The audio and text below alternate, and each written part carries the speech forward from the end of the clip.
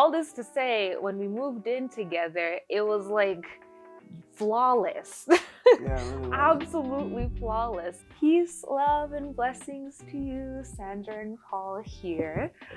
We're excited we're actually doing this consistently now. Yes.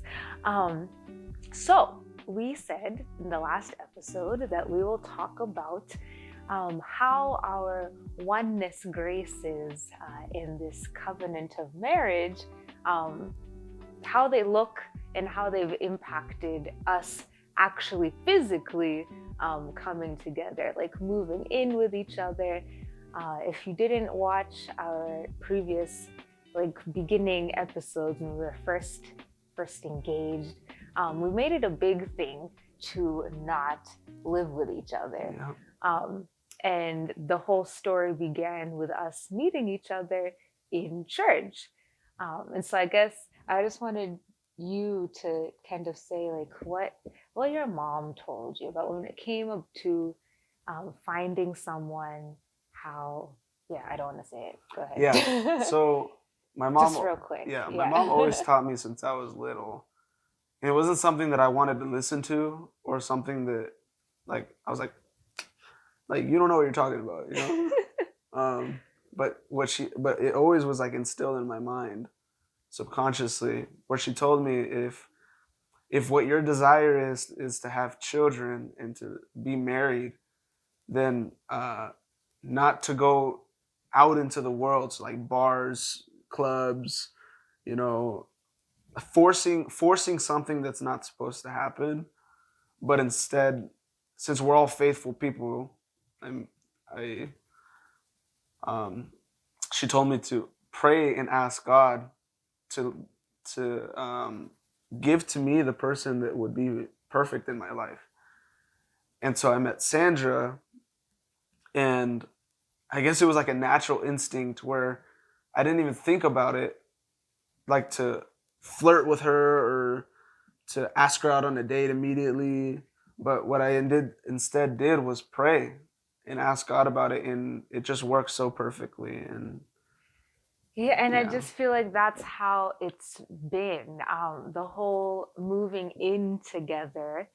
And of course it sounds how is that gonna happen, you know? But you can easily think that, where it's, well, how is God gonna do that, you know? It was always doubting God. But that never crossed my mind. It was kind of surrender it. But he really leads you, if you let him. But it sounds impossible, and it sounds like you might not believe me at first.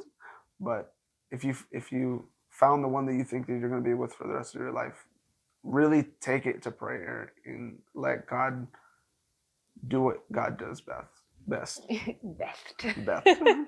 And to decide what's best for you in your life. Yeah. And when you have God orchestrating everything, and you trust him, it's putting the full trust that, okay, God's going to give me someone that I can not only stand being with, but love being with.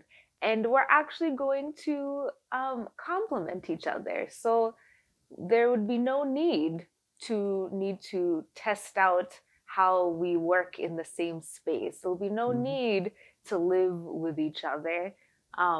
Which is a constant fear with the world, with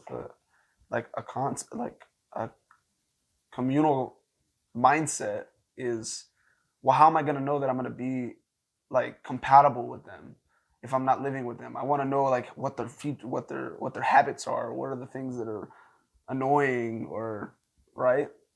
But if, how Sandra was saying, if you're completely trusting in God, you know that their flaw is going to be your strength, or their weakness, or where they lack, you'll be able to fill that gap, you know? Yeah. Or where it is that you lack, they'll be able to do better. So. And then I think one of the things we've learned too is where if there's something that is annoying at first or is difficult, that will end up being something to help you grow. So like it will help you grow in patience, or it'll help Right. you grow in humility, or it's things to help. It's like two swords sharpening each other. So all this to say, when we moved in together, it was like flawless.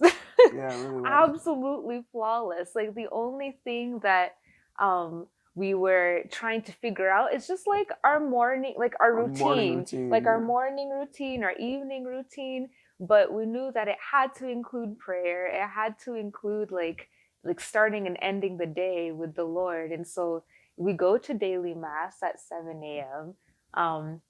And then we now have been like going to mass or going to church like half an hour earlier to say the rosary together before 7 a.m. mass. Because it's something that we learned together, is that the only way we pray the rosary is if it's the first thing we do.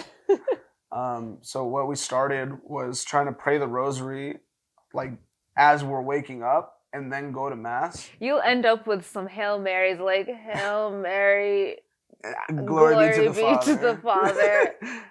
Our Hail In the name Mary. of the Father. And like I'll be praying and he'll be falling asleep, like he'll be falling around. He's like, Hail Mary,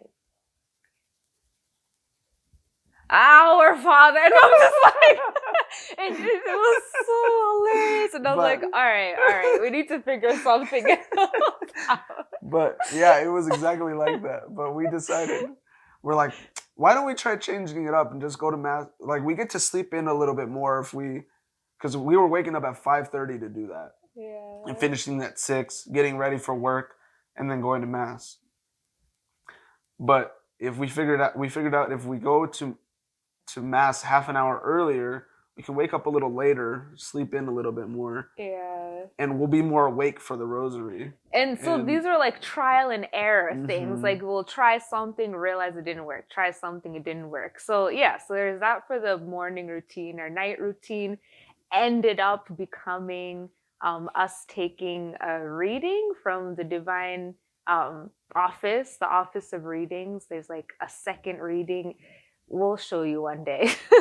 It's really beautiful. And then doing night prayer. So things like that were like the only things we really had to figure out. But it was fun, just needing to kind of figure out how we each can function and pray. And then I guess the other piece that I had like alluded to in the last episode was like merging bank accounts and being open with each other with our emails and with our phones. And I think just one of the things that I recently reflected on is like, if we are truly one, like there shouldn't be anything that we're trying to hide from each other. There shouldn't be like there is definitely like we're independent people, like we're two people, but we're one. So so I feel like for me in my life, anytime I tried to hide something from myself or tried to like keep something apart from myself, it just ended up in self-destruction. Like I either imploded or exploded. So I kind of like thought of the same thing in marriage. Like if I am going to say like, oh, like I want to keep this part just to myself, I'm like, that doesn't make sense because now we're one. And I just feel like, sure, that's maybe a little unconventional that we have like open emails. Getting a lot of gasps. I know, like open emails, open phones, open everything. But it was like an intentional it's not like we do that. It's not like we do that out of mistrust. Absolutely, it's not like we're like, here, it's open just so that you can feel better about it. It's not like we're going and being like, let me see your phone, let me see since it's all open, right? Let me see what it is. No one's grabbing each other's phone to like dig into stuff. No, it's just like, I trust you, you trust me. Yeah. There's nothing that needs to be hidden between, and I can tell you, it is the most like freeing, liberating, like I don't know. It's just amazing. Yeah. It's just absolutely amazing. So I think that's something that might not be normal. Yeah. But it works for us. Yeah. And so were you gonna say something? Well, I was gonna say that you're like even my parents and your parents, they're not doing what it is that Absolutely that not. we're They'll probably be doing. hearing this and be like, They'll be like what? completely, like set back, Yeah. So yeah, so those are like some of the things. This 10 minutes goes by super quick. But I feel like one of the biggies is like, okay, you've moved in with each other. Like how is your oneness, like the marital, the union, the embrace? What's that all about?